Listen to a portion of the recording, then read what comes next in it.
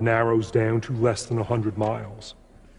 The two continents are of the same length, about 8,000 miles in maximum dimensions, but Eurasia is 8,000 miles from east to west, and the Americas are 8,000 miles from north to south.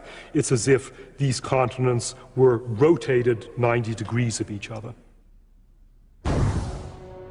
Diamond has already shown that crops and animals could spread easily east and west across Eurasia. Because places at the same latitude automatically share the same day length and a similar climate and vegetation. But the American continents were the opposite of Eurasia. A journey from one end of the Americas to the other is a journey from north to south. A journey through different day lengths, different climate zones, and dramatically different vegetation. Just imagine the scene in Cajamarca. The Incas hadn't seen horses before, and these aren't ordinary horses, these are Spanish horses. Fierce, big, fighting horses. They could get in amongst men, they would trample men, and they made the most excellent platform. From the horse, you could stab down to the left, stab down to the right. You could cut, you could scythe, hacking all about you.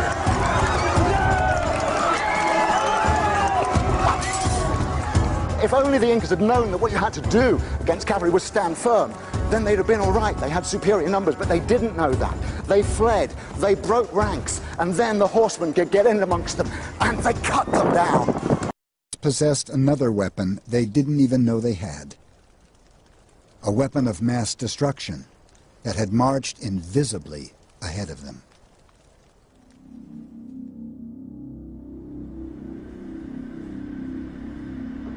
Today, the war against infectious disease is waged at biological research centers like Porton Down in southern England.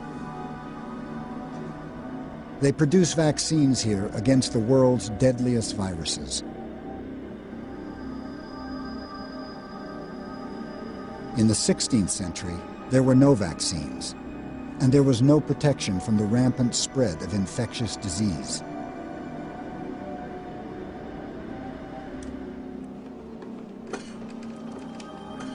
"12 years before Pizarro arrived at Cajamarca, a Spanish ship sailed to Mexico.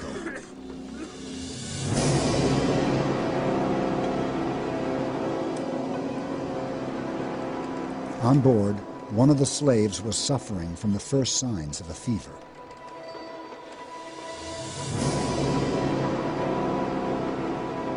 He was the first person to bring a deadly disease to the American mainland. The disease was smallpox.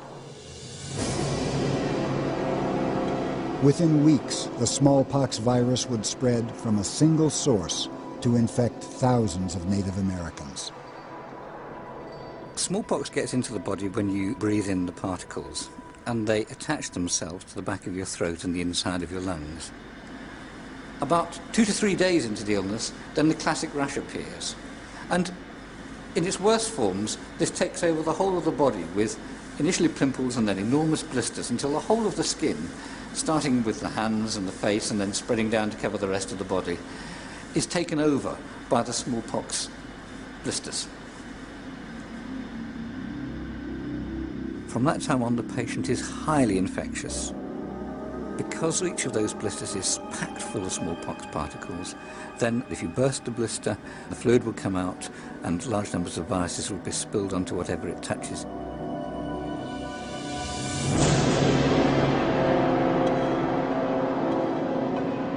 "10 to 12 days later, his friends would begin to be taken ill, and then 10 to 12 days after that, their friends.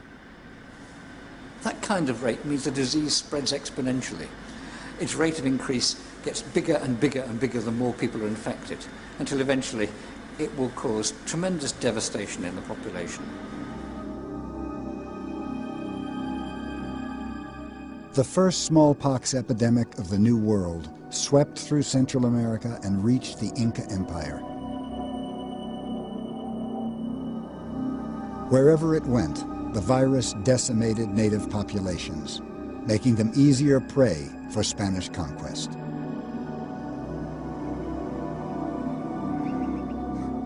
But why were the germs so one-sided?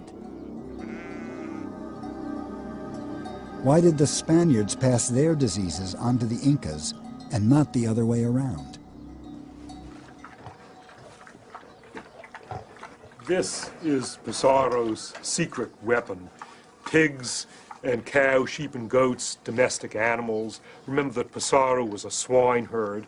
He grew up in huts like this, in intimate contact with domestic animals, breathing in their germs, drinking the germs in their milk, and it was from the germs of domestic animals that the killer diseases of humans evolved. For example, our flu evolved from a disease of pigs transmitted via chickens and ducks. We acquired measles from cattle. We acquired smallpox from domestic animals, so that these worst killers of human people were a legacy of 10,000 years of contact with our beloved domestic animals.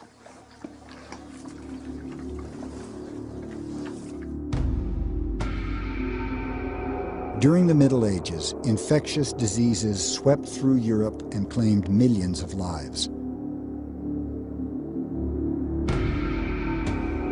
But paradoxically, repeated epidemics made Europeans more resilient. In each outbreak, there were always some people who were genetically better able to fight off the virus. These people were more likely to survive and have children. In the process, they'd pass on their genetic resistance. Over centuries, whole populations acquired some degree of protection against the spread of diseases like smallpox.